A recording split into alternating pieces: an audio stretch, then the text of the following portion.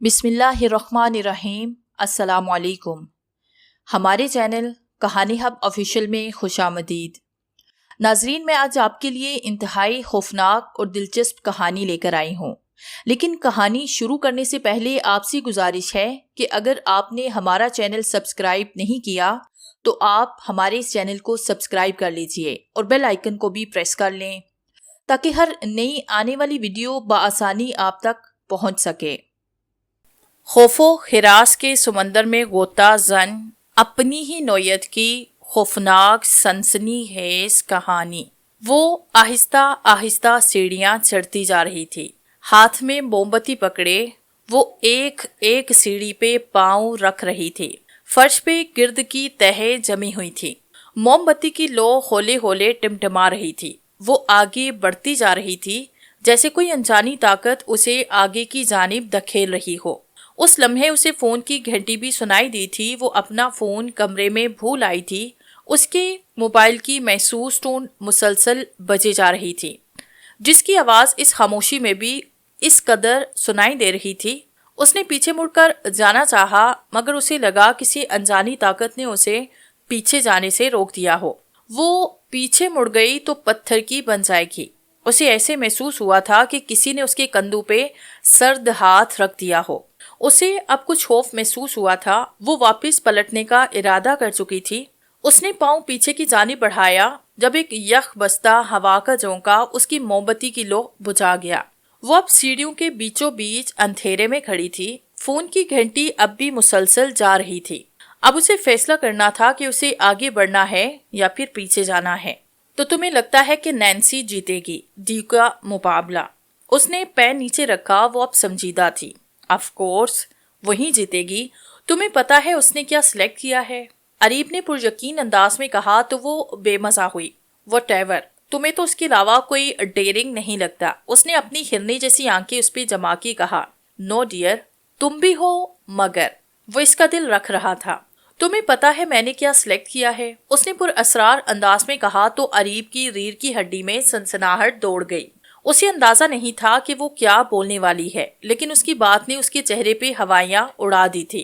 चारों तरफ अंधेरा था और उस अंधेरे में बस एक रोशनी थी, जहां दरख्त पे एक लाश लटकी थी। उसके जिस्म से ताजा खून खुश्क घास पे गिर रहा था। उसके गिर्द सफेद हड्डियों वाले ढांचे रक्स कर रहे थे। हवा में इंतकाम इंतकाम की आवाजें गूंज रही थी।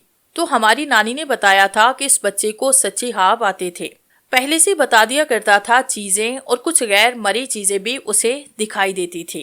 नानी ने स्वेटर बुनते बड़ा ही पुरतजस्सा बयान दिया। सबकी नजरें नानी पे थी, मगर जैसी को तो कौन समझता। नानी बस भी करें, आपकी नानी बिना बस कहानियां ही सुनाती होंगी आपकी तरह।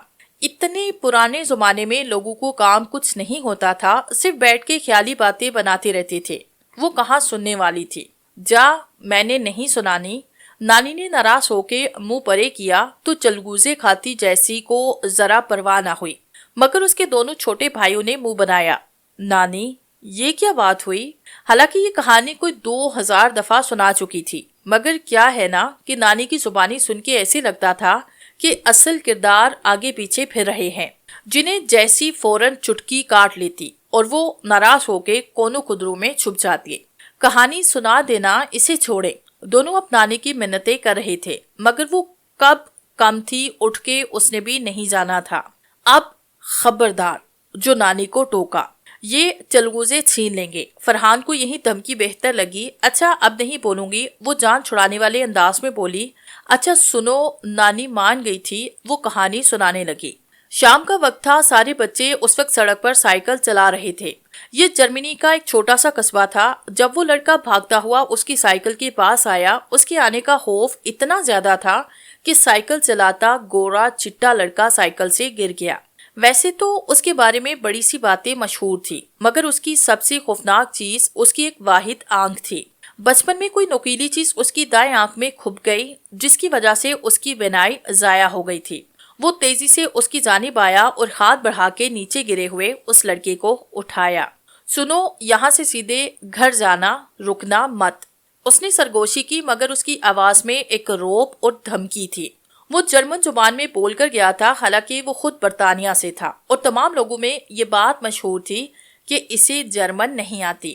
وہ گورا چٹا جرمن لڑکا سائیکل دوڑاتا گھر کی جانب نکل گیا تھا۔ وہ تیز تیز سائیکل کے پیڈل مار رہا تھا، اس کا جسم پسینے سے شرابور ہو گیا تھا۔ اس کانے لڑکے کے خوف نے اسے اتنا ڈرایا کہ اسے اپنے گھر کے علاوہ کچھ نظر نہیں آ رہا تھا۔ بس اگلی گلی میں ہی اس کا گھر تھا۔ اس نے سکا سانس لیا، لیکن ایک دم سے سائیکل کے نیچے پتھر آیا اور وہ لڑک کر سڑک پہ جا گرا۔ اس کی جانب 2 ہاتھ آگے بڑھے، اس نے سر اٹھایا۔ انکل مائیکل نے اس کا ہاتھ پکڑا اور اسے اپنے ساتھ لیے دکان کی طرف آ گئے۔ ان کی چھوٹی سی ایک دکان تھی جسے وہ شام ڈلے ہی بند کر دیتے تھے۔ مجھے گھر جانا ہے، وہ جرمن لڑکا بولا تھا۔ حالانکہ وہ جانتا تھا کہ مائیکل انکل جو کہ اکیلے رہتے ہیں اسے یقیناً ہمیشہ کی طرح ٹافیاں دیں گے۔ تمہارے سر سے خون بہ رہا ہے، تم اندر چلو، میں تمہارے ساتھ ہی گھر جاؤں گا۔ سائیکل کی چین بھی ٹوٹ چکی ہے، اس لیے زیادہ محنت کا فائدہ نہیں۔ وہ اسے ہاتھ پکڑ کر دکان کے اندر تک لائے تھے اور اس کا شٹر گرا دیا۔ جیسی کہہ دو یہ جھوٹ ہے، وہ دان نکالنے لگا۔ اسے سمجھ نہ آیا کہ کیا کہے۔ نہیں نہیں، یہ سچ ہے، بالکل سچ ہے، وہ مسکرائی۔ جیسی ڈیئر، ایسا مذاق جن میں جان چلی جائے اچھے نہیں ہوتے۔ وہ واقعی ڈر گیا تھا۔ کس کی جان جا رہی ہے؟ تمہاری؟ اپنے بالوں کو جھٹکا دیتی بولی تھی۔ میں بہت بہادر ہوں، ایسی بات نہیں، مگر جیسی میں نا اس ویک، ہاں بولو، اسائنمنٹ ہے، دوست ہیں، ڈنر ہے، کوئی بھی بہانہ بنا دو، مگر میں جا رہی ہوں۔ جیسی میں تمہیں مرتا ہوا نہیں دیکھ سکتا، please don't do this.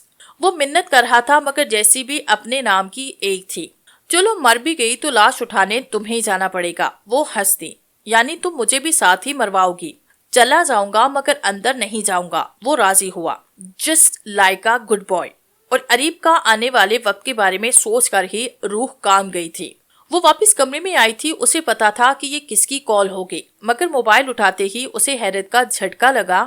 Mobile پہ کسی کی کال نہیں تھی، بلکہ سگنل ہی نہیں آ رہے تھے۔ ایسے کیسے؟ اس نے تو اپنی آواز میں گانے کی ٹون لگائی ہوئی تھی۔ کسی اور فون کے بجنے کا سوال ہی پیدا نہیں ہوتا تھا۔ میرا خیال ہے مجھے سونا چاہیے۔ اس نے اپنا تکیہ اٹھا کے بستر جھاڑا۔ یہ اس کی امی کی پختہ عادت تھی، وہ ہمیشہ بستر جھاڑ کے سوتی تھی۔ بستر جھاڑتے ہی ایک چھوٹا سا سانپ اچھل کے دور جا گرا تھا۔ اس نے اپنے خلق سے چیخ روکی۔ اسے پتا تھا اس کے چیختے ہی کتنے سارے لوگ جمع ہو جائیں گے۔ اس بھوت بنگلے میں کسی بھی چیز کا انتظام نہیں تھا۔ اس کا بستر اور ضرورت کا کچھ سامان وہ اپنے ساتھ لے آئی تھی۔ وہ بستر پہ لیٹی تھی کہ تیز ٹھک کی آواز کے ساتھ وہ بڑا سا شیشہ کرچی کرچی ہو گیا۔ اس نے گردن موڑ کے بائیں جانب دیکھا، دیوار کے شیشے میں لاکھوں دراڑیں بڑھ چکی تھی۔ اسے لگا ایک سایہ سا لہرایا ہے، مگر اب کمرہ بے تحاشا دھند سے بھرا ہوا تھا۔ اس کے سامنے تمام منزل دھندلا گیا تھا۔ اس کا ذہن تاریکی میں ڈوبتا گیا۔ اس کے ہاتھ پاؤں بندھے ہوئے تھے۔ اس نے آس پاس نظر دوڑائی۔ ایسے لگ رہا تھا جیسے کوئی بہت پرانا، بڑا ہی قدیم سٹور روم جو کہ کاٹ کبار سے بھرا ہوا تھا۔ اس نے ہاتھ پاؤں مارے، مگر وہ بہت مضبوطی سے بندھے ہوئے تھے۔ ایک دم اس کی نظر اس کے پاؤں کے قریب پڑی۔ ایک سفید سی چیز پہ پڑی تھی، گول اور سفید، جس میں 3 گڈھے تھے۔ اس نے پاؤں مارا تو وہ پوری گھوم گئی۔ اس کا سانس بند ہو گیا تھا۔ وہ ایک کھوپڑی تھی، سفید انسانی کھوپڑی۔ اسے لگا کھوپڑی کی آنکھیں اسے ہی دیکھ رہی ہیں۔ نام تو اس کا یاسمین تھا اور وہ پیدا بھی جرمنی میں ہوئی تھی۔ اس کے نانا نے پاکستان سے جرمنی آ کے ایک جرمن عورت سے شادی کر لی تھی۔ نانی کو انگریزی تو آتی ہی نہیں تھی، مگر نانا کے ساتھ رہ کے اردو بھی سیکھ لی تھی۔ ان کے 2 بیٹے اور ایک بیٹی تھی۔ نانا کے وفات کے بعد دونوں بیٹے پاکستان چلے گئے تھے اور وہاں ہی شادی کر لی تھی، لیکن بیٹی کی شادی انہوں نے ایک جرمن نژاد پاکستانی سے کی تھی۔ صوبیہ کے 3 بچے تھے، یاسمین، فرحان، نعمان۔ یاسمین کو سارے ہی جیسمین کہتے تھے، جو آہستہ آہستہ جیسی کے نام سے مشہور ہو گئی۔ جیسی پکارنا آسان تھا۔ وہ یونیورسٹی میں پڑھ رہی تھی۔ یوں تو اس کے بہت زیادہ دوست تھے، مگر اریب ہمیشہ سے ہی اس کا اچھا ساتھی رہا تھا۔ شاید باہر کے ملکوں میں ہم زبان ہونا ہی ایک بہت بڑی خاصیت ہے جو باقی ہر فرق مٹا دیتی ہے۔ وہ بھی پاکستانی تھا اور وہ ادھر پڑھنے کے لیے آیا تھا۔ یونیورسٹی میں اکثر مقابلے ہوتے رہتے تھے، مگر ایک مقابلہ صرف خواتین کے لیے محسوس تھا جو ہر سال منعقد کیا جاتا تھا، DQ یعنی ڈیئرنگ کوئن، جس کا مقصد کوئی ایسی لڑکی سلیکٹ کرنا تھا جو خطرات کا مقابلہ کرنا جانتی ہو۔ اور بڑی سے بسلی مشکل حل کر سکتی ہو۔ ان کی یونیورسٹی میں یہ بات مشہور تھی کہ صنف نازک بہت بزدل اور کمزور ہوتی ہیں۔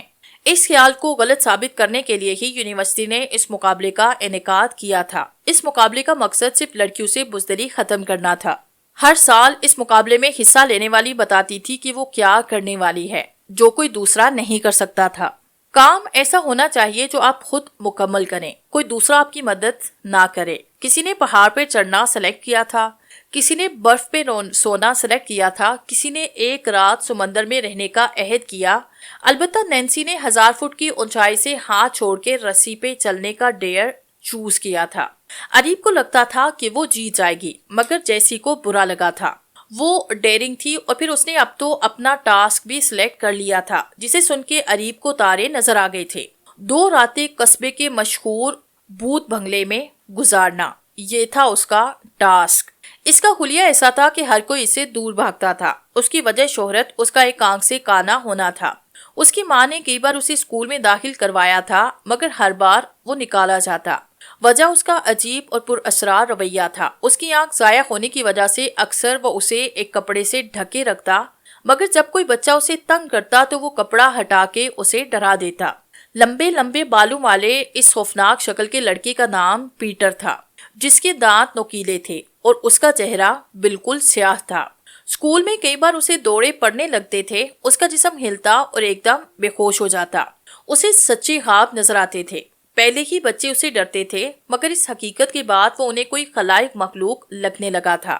ایک بار اس نے جم کا ہاتھ تھام کے کہا کہ اپنے باپ کا ساتھ مت دینا۔ وہ حیران ہوا تھا۔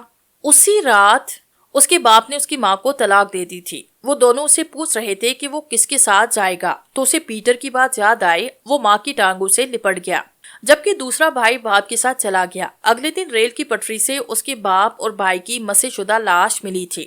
جم نے سب کو یہ بات بتائی۔ جم کو اس بات کا دکھ تھا کہ اس کے باپ نے اس کے معصوم بھائی کو بھی موت کے منہ میں دھکیل دیا تھا۔ اگر پیٹر اسے خبردار کرتا تو شاید وہ اسے بھی بچا لیتا، مگر جو ہونا ہوتا ہے وہ ہو کے ہی رہتا ہے۔ ایک بار پیٹر بھاگتا ہوا آیا تھا اور ٹیچر کا ہاتھ پکڑ کے اتنے زور سے اپنی طرف کھینچا کہ وہ کتنے فٹ دور جا گرے۔ ٹیچر نے اٹھ کے اسے تھپڑ مارنے کے لیے ہاتھ اٹھایا ہی تھا کہ چھت پہ موجود پنکھا دھڑم سے نیچے گر گیا۔ یہ اسی جگہ کھڑا تھا جہاں ٹیچر کھڑے پڑھا رہے تھے۔ اس واقعے سے پہلے کئی والدین نے پیٹر کو اسکول سے نکالنے کی شکایت کی تھی، مگر اس واقعے نے اچانک لوگوں کے دلوں میں اس کے لیے ہمدردی کو پیدا کر دیا تھا۔ اگر وہ بدصورت اور کانا تھا تو اس میں اس کا کیا قصور تھا؟ اس کے خواب نے استاد کی جان بچا لی تھی۔ ٹیچر نے کانپتے ہوئے اس پنکھے کو دیکھا جو کہ بڑی تیزی سے میز کے اندر دھس گیا تھا۔ انہوں نے شرمندگی کے ساتھ اسے گلے سے لگا لیا تھا۔ تم سب بہادر ہو، تم سب بدلہ لوگے، اپنا بدلہ، تمہارا قاتل زندہ ہے، تم بدلہ لوگے، بولو بولو ہم ایک ہے۔ کافی کانی آنکھ والے بدصورت شکل کے لڑکے نے فضا میں ہاتھ پھیلا کے ان سب کو ہدایت کی تھی۔ اس کی آواز میں حکم تھا، روب تھا۔ سر، ٹوٹے ہاتھ، ٹوٹے پاؤں والے کئی ڈھانچے فضا میں حرکت کرنے لگے تھے۔ ہم ایک ہے، ہم بدلہ لیں گے۔ وہ جرمن زبان میں یک زبان ہو کے بول رہے تھے۔ پھر وہ سب ہنسنے لگے اور ان کے کہکھوں کی آوازیں آسمانوں سے باتیں کرنے لگی، جیسی تم یہ مت کرو، چھوڑ دو اس کی جان، تمہیں پتا ہے نا انکل آنٹی مجھ سے ناراض ہو جائیں گے۔ اریب اس کے پیچھے پیچھے پھر رہا تھا۔ چلو بھی تم میرے ممی ڈیڈی کی فکر نہ کرو، پہلے مجھ سے ناراض ہوں گے پھر تم سے۔ وہ باہر آئی۔ گاڑی میں جینیفر، ٹام اور سٹیفن اس کا انتظار کر رہے تھے۔ وہ سارے اس کے کلاس فیلو تھے اور اس کے اس ایڈونچر میں بہت پرجوش تھے۔ وہ سب مل کے اس قصبے میں جا رہے تھے جہاں وہ بھوت بنگلہ موجود تھا۔ ان کی یونیورسٹی سے اس کا فاصلہ تقریباً 6-7 گھنٹے کا تھا۔ کئی 100 سال پرانا بھوت بنگلہ جس میں سے تقریباً 10 لوگوں کی نعشیں نکل چکی تھی، وہ اب بھی اتنا ہی خوفناک تھا کہ کوئی اس کے پاس نہیں جاتا تھا، مگر جیسی تو نانی کی کہانیاں سن سن کے سرپھری ہو چکی تھی۔ وہ ثابت کرنا چاہتی تھی کہ نانی نے فضول کہانیاں سن رکھی ہیں، نہ تو کوئی ادھر مرا تھا اور نہ ہی کوئی بھوت ادھر بسے تھے۔ وہ گھر پہ بتا چکے تھے کہ وہ 4 دن کے لیے پکنک کے لیے جا رہے ہیں۔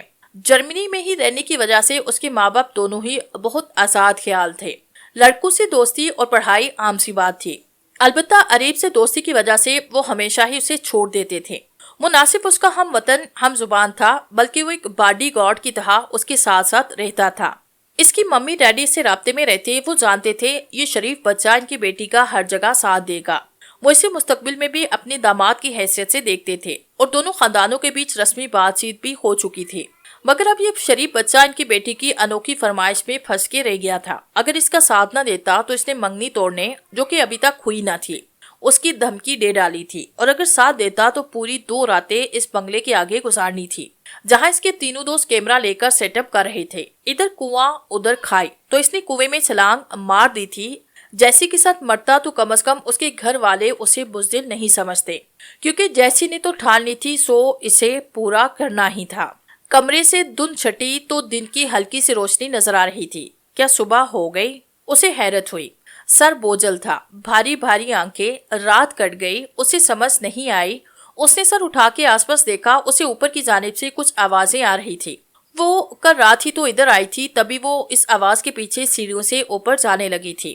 اسے سب آہستہ آہستہ یاد آ رہا تھا۔ اس نے اپنا بیگ گھسیٹا، پانی کی بوتل نکال کے منہ ہاتھ دھوئے، اب وہ بسکٹ نکال کے کھانے لگی تھی۔ اس کی نظر شیشے پہ پڑی جو کل لاکھوں کرچیوں میں تقسیم ہو چکا تھا، مگر اب اس کی جگہ ایک سادہ سا شیشہ تھا جس پہ جا بجا تصویریں لگی ہوئی تھی، اور تمام تصویریں بچوں کی تھی۔ وہ اٹھ کے قریب آئی، شیشے پہ بڑا بڑا خون سے لکھا تھا انتقام۔ ساتھ ہی بہت سے بچوں کی تصویریں تھی، کوئی کھیلتا ہوا بچہ، کوئی پارک میں، کوئی اسکول میں، کوئی اپنے باپ کے ساتھ۔ یہ سب بلیک اینڈ وائٹ تصویریں تھی۔ اس نے قریب جا کے دیکھا 1854، کسی تصویر پہ اسے سن بھی لکھا دکھائی دیا۔ اس وقت کی تصویر یہاں اس وقت میں، کیا نانی واقعی ٹھیک کہہ رہی تھی؟ اس نے ایک نظر اپنی گھڑی پہ ڈالی، اس کی گھڑی کا وقت رکا ہوا تھا، شاید سیل ختم ہو گئے تھے۔ اس پہ 8:30 بج رہے تھے، یعنی جب وہ رات اس گھر میں داخل ہوئی تھی رات کے 8:30 بجے۔ اس نے بستر پر سے اپنا موبائل اٹھایا، سگنل اب بھی موجود نہ تھے۔ اس نے کھڑکی کی جانب نظریں اٹھائی، ایک چھوٹا سا ڈرون کیمرہ کھڑکی پہ موجود تھا۔ اس نے مسکرا کے ہاتھ ہلایا۔ عریب کے علاوہ سب نے رات اس کے ساتھ رہنے کی آفر کی تھی، مگر وہ ضد کر رہی تھی، نہیں بس میں اکیلے ہی رہوں گی۔ تبھی وہ اپنا ڈرون کیمرہ ساتھ لے آئے تھے تاکہ اندر کے حالات کا پتہ چلا سکے، اور اگر اسے کوئی مسئلہ ہو تو کسی بھی مشکل میں وہ سب باہر اس کی مدد کو تیار بیٹھے تھے۔ اس 2 منزلہ بھوت بنگلے کے باہر کیمرہ سیٹ کر کے وہ کیمپ لگائے موجود تھے۔ جیسی کیمرے میں ویڈیو بنوا کے اندر چلی گئی تھی تاکہ ڈی کیو کے مقابلے میں ثبوت کے طور پر یہ ویڈیو پیش کی جا سکے، اور باقی وہ ڈرون کیمرے کے ذریعے ریکارڈ کر رہے تھے۔ اس نے موبائل کی ٹارچ جلائی، اب دوبارہ سے سیڑھیوں کی جانب بڑھنے لگی۔ آگے سب اندھیرا تھا، بس سیڑھیوں کے اوپر ایک بلب جل رہا تھا جو جل بجھ کر رہا تھا۔ اسے کس نے جلایا تھا اور کب جلایا تھا؟ اس بھوت بنگلے میں تو بجلی ہی نہیں۔ وہ مزید الجھ گئی، لیکن پھر بھی وہ خاموشی سے سیڑھیاں چڑھتی چلی گئی۔ اس نے اپنے کالے بدصورت ہاتھ سے دروازے کو کھولا تو چچراہٹ کے ساتھ وہ کھلتا چلا گیا۔ ویران سنسان لان میں ایک جھولا لگا تھا جو اس کے اندر داخل ہوتے ہی ہلنے لگا، جیسے اس کے اوپر کوئی بیٹھا ہوا ہے۔ وہ جانتا تھا وہ کہاں ہے، وہ جانتا تھا وہ نہیں بچے گا، وہ جانتا تھا وہ جان کی بازی کھیل رہا ہے، پھر بھی اسے اپنے بعد آنے والوں کو بچانا تھا۔ اسے قربانی ہی دینی تھی، ورنہ اس کی زندگی کا کیا فائدہ؟ وہ چپ چاپ آگے بڑھتا گیا۔ اسے لگا کئی چھوٹے چھوٹے ٹھنڈے ٹھنڈے ہاتھ اس کا راستہ روک رہے ہیں، مگر وہ نہیں رکا۔ کیوں رکتا؟ کب تک انکل مائیکل یہ کھیل کھیلیں گے؟ کب تک ان کا کاروبار چلے گا؟ آخر کب تک؟ اس نے ہاتھ میں بڑا سا لوہے کا سریا اٹھایا ہوا تھا۔ وہ سیڑھیاں چڑھتا گیا۔ دروازہ کھولتے ہی کئی چیخیں سنائی دی تھی۔ وہ 2 بچوں کی تھی جن پہ 3 مرد چمٹے ہوئے تھے۔ وہ تیزی سے آگے بڑھا۔ اس نے لوہے کا سریا گھما کے ان مردوں کو مارا تھا، مگر باقی کے 3 مردوں نے آگے اسے پیچھے سے پکڑا۔ وہ تو اکیلا ہی اس آگ میں کود گیا تھا۔ اس نے سریا ہاتھ سے چھینا، دوسرے نے اسے پکڑا، جبکہ تیسرا اور چوتھا اسے رسیوں سے باندھنے لگے۔ بے وقوف انسان! 5ویں شخص نے سر ہلاتے ہوئے اس کے منہ پہ تھوکا۔ یہ خود ہی ادھر آیا۔ وہ سب ہنسے تھے۔ زخمی بچوں نے ایک نظر اسے دیکھا۔ وہ گورا چٹا سائیکل والا لڑکا جوزف اسے دیکھ کے دکھی ہوا تھا۔ وہ جانتا تھا پیٹر اسے بچانے آیا ہے۔ بدصورت کانی آنکھ والا پیٹر واقعی بڑا عظیم تھا۔ کاش یہ بات کوئی جان سکتا۔ وہ اوپر سیڑھیاں چڑھتی گئی تھی۔ سامنے دروازہ تھا۔ اس نے آہستہ سے دروازے کے بوسیدہ ہینڈل پہ ہاتھ رکھا۔ دروازے کے کنارے سے خون ٹپک رہا تھا، بالکل تازہ خون۔ اس نے نظر گھما کے دیکھا تھا، ڈرون کیمرہ ابھی بھی سامنے والی کھڑکی پہ موجود تھا۔ اس لڑکی کو چین نہیں، مروائے گی۔ अरीब ने कैमरे में देख के अपना सर पीट लिया था। रात भी वो तजुस्सुस के मारे उस तरफ आई थी मगर वापस पलट आई थी। आज सुबह होते ही फिर सर निकली थी। ये दूर है, कैमरा पीछे लेके जाके देखो इस कमरे में खिड़की है कि नहीं जिस तरफ वो गई है। वो स्टीफन को हिदायत दे रहा था जो ड्रोन उड़ा रहा था। दरवाजा खुलता गया था। एक नागवार बू का भुभका उसके नथनों से टकराया। उसने शर्ट के ऊपर पहना मफलर उठाकर नाक पे रखा। शदीद गंदी बदबू उठ रही थी। वो जानती थी ये बदबू कैसी है, सड़े हुए खून की बू। ये कमरा एक स्टोर रूम की तरह था, काठ गुबार से भरा हुआ कमरा। कमरे में जा बजा खून के धब्बे थे, टूटी फूटी हड्डियां थी। एकदम आंधी उठी थी, उसकी आंखों में रेत चली गई थी। उसने हाथ आंखों पे रखे, आंखें मलते मलते उसने खोली तो दिल की धड़कन रुक सी गई। उसे लगा वो ख्वाब देख रही है। उसका रंग एकदम से फक हुआ था, रोंगटे खड़े हो गए थे, ठंडे पसीने बह निकले थे। उसके सामने से ढांचे चले आ रहे थे, 10-12 ढांचे, जिनमें से सबसे आगे वाले के एक आंख पे पट्टी बंधी थी, काली पट्टी, यानी वो एक आंख से काना था। अब उसकी बहादुरी दम तोड़ चुकी थी। वो चीख मारती दौड़ती हुई नीचे उतरी। उसकी फलक शिगाफ चीखें सुन के वो चारों तेजी से बाहर का दरवाजा अबूर कर गए। वो चीखती हुई अरीब से टकराई और उसके हाथों में बेहोश हो गई। उसकी आंख खोली तो वो हॉस्पिटल के बेड पे थी। कैसी है मिस DQ? अरीब ने मुड़ के उसे कहा, जबकि मम्मी डैडी उसकी तरफ भागे थे। वो अरीब की बहुत क्लास ले चुके थे कि वो उन्हें बताया क्यों नहीं कि वो क्या करना चाहती है। तभी अरीब का मूड ऑफ था, सब कुछ जहन में आने लगा था आहिस्ता आहिस्ता। बहुत शौक था ना बहादुरी का। मुबारक हो तुम्हारी बहादुरी के किस्से सुनकर। यूनिवर्सिटी के लड़कियों ने मुंतके तौर पे तुम्हें DQ बनाने का फैसला सुना दिया है। तुम्हें तो हॉस्पिटल में ही DQ का एवार्ड मिल गया। अरीब का लहजा अब भी जला कटा था। सच्ची मुझे यकीन नहीं आ रहा, मैं तो डेर भी पूरा नहीं किया। शर्म तो नहीं आती ना? अगर तुम्हें कुछ हो जाता तो मेरा क्या होता? क्या होता मेरा? मुझसे ज्यादा अच्छी लड़की मिल जाती और क्या होता? वो खिलखिला के हंसी। शादी के बाद तुम्हें ऐसी हरकतें नहीं करने दूंगा। उसने तो धौंस जमाई। शादी कौन कर रहा है तुमसे? वो मजे से बोली और अरीब का दिल चाहा अपना सर पीट डाले। अंकल माइकल की एक छोटी सी दुकान थी, लेकिन असल में उनका कारोबार कुछ और था। बच्चों के एजा निकाल के बेचने का कारोबार। कितने बच्चे टॉफियों के लालच में उनके पास आते, जिन्हें वो अगवा करके इस पुराने भूत बंगले में ले आते, जिसे इनके साथियों ने भयानक मशहूर कर रखा था। वो अरसे दराज से खाली पड़ा एक मकान था। वो बच्चों को इधर लेकर आते क्योंकि कोई इधर का रुख नहीं करता था। रात में जब मासूम बच्चों की चीखें सुनाई देती तो लोगों का यकीन पुख्ता होता गया कि ये आसेबी बंगला है। वो लोग इससे जानवरों और वैश्यों वाला सलूक करते, इनके जिस्म के हिस्से काटते। दूसरे शहरों से भी बच्चे इधर लाके ज्यादती का निशाना बनाए जाते थे और फिर इनके एजाम महंगे दामों फरोख्त किए जाते। वो 10-12 लोगों का गैंग था। पीटर को ये बात कई अरसे से ख्वाबों में दिखाई दे रही थी। उस कोड़े चिट्टे बच्चे जिसका नाम जोसेफ था, उसके अगवा के बाद वो खुद ही बचाने के लिए आ गया था। हालांकि वो जानता था कि वो वापस जिंदा नहीं आएगा। उन लोगों ने उसे भी जाति के बाद कत्ल किया था और बाकी लोग बच्चों की तरह उसकी लाश भी गलने सड़ने के लिए उसी स्टोर रूम में डाल दी थी। जोसेफ को जब स्टोर रूम में डाला गया तब भी उसे इधर खोपड़ी दिखाई दी थी, जिसकी वजह से वो बहुत ज्यादा खौफजदा हो गया था। लेकिन तमाम बच्चों को मारकर इसी कमरे में डाल दिया जाता। पीटर के मरते ही उसकी रूह ने सब रूहों को इकट्ठा किया। न जाने उसके पास कैसी गैर मामूली ताकतें थी कि वो मर कर भी अमर हो गया था। उसने सब डांचों को हिदायत की कि वो अपने कत्ल का बदला लें और वो तमाम लोग जो इस जुर्म में शरीक हैं उन्हें कैफरी किरदार तक पहुंचाए। वो तमाम बच्चों के ढांचे एक एक करके उस गैंग के लोगों को खत्म करने लगे। तभी एक के बाद एक 10 लोगों की लाशें मुख्तलिफ औकात में उसके घर के लॉन के दरख्तों में लटकती पाई गई। लोगों ने उधर का रुख करना बिल्कुल छोड़ दिया, मगर जैसी को तो बस अपनी बहादुरी साबित करनी थी। मगर उसका एक फायदा हुआ था। पुलिस और मीडिया की टीम ने कई सौ साल बाद उस भूत बंगले में कदम रखा था, जहां जाने की किसी में जुर्रत नहीं थी। उस घर से बच्चों की हड्डियां जमा करके उन्हें बाकायदा उनकी मजहबी रसूमात के बाद दफन किया गया, बल्कि उसके बाद उस घर को सील कर दिया गया था। हाल तालियों से गूंज उठा था। कई कैमरों के फ्लैश उस पे पड़े। DQ का अवार्ड तो इसे मिला ही था, लेकिन इस भूत बंगले में क्याम की खबरों की जीनत बन गई थी। अवार्ड वसूल करते वो सबको देके मुस्कुराई जब एक कोने से एक बच्चा जिसकी एक आंख पे पड़ी पट्टी बंदी थी और भयानक नुकीले दांत निकाले उसे हाथ हिलाने लगा। ایک لمحے کے لیے اس کا رنگ اڑ گیا تھا۔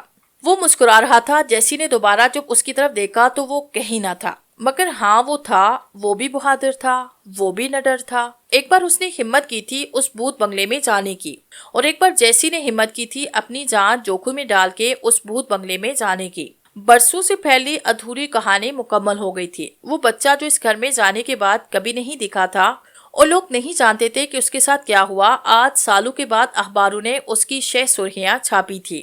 جیسی دیکھو تمہارا پارسل آیا ہے۔ اس کی امی نے ایک ڈبہ تھمایا، وہ بھی یونیورسٹی سے آئی تھی۔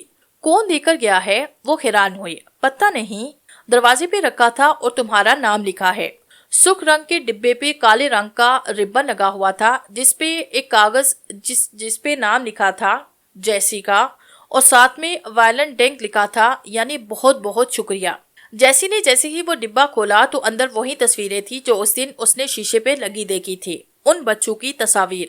اس گھر کی تلاشی میں یہ تصویریں مل نہ سکی تھی، اور ان تصویروں کے اوپر ایک کالا کپڑا تھا۔ اس نے وہ اٹھا کے دیکھا، اس کپڑے کے ساتھ ڈوری بندھی تھی۔ اسے یاد آیا اس نے یہ کپڑا ڈھانچے کی آنکھ پہ لگا دیکھا ہے جو ان سب میں سب سے آگے تھا، اور وہ ڈھانچہ پیٹر کا تھا، کانا ڈھانچہ۔ جیسی نے وہ تصویریں پولیس کے حوالے کر دی، لیکن وہ کپڑا آج بھی اس کے پاس ہے۔ جیسی کو بھی کبھی کبھی خوابوں میں کچھ چیزیں دکھائی دیتی ہیں، اور بعض اوقات وہ لڑکا بھی، لیکن اب جیسی کو نانے کی کہانیاں جھوٹ نہیں لگتی۔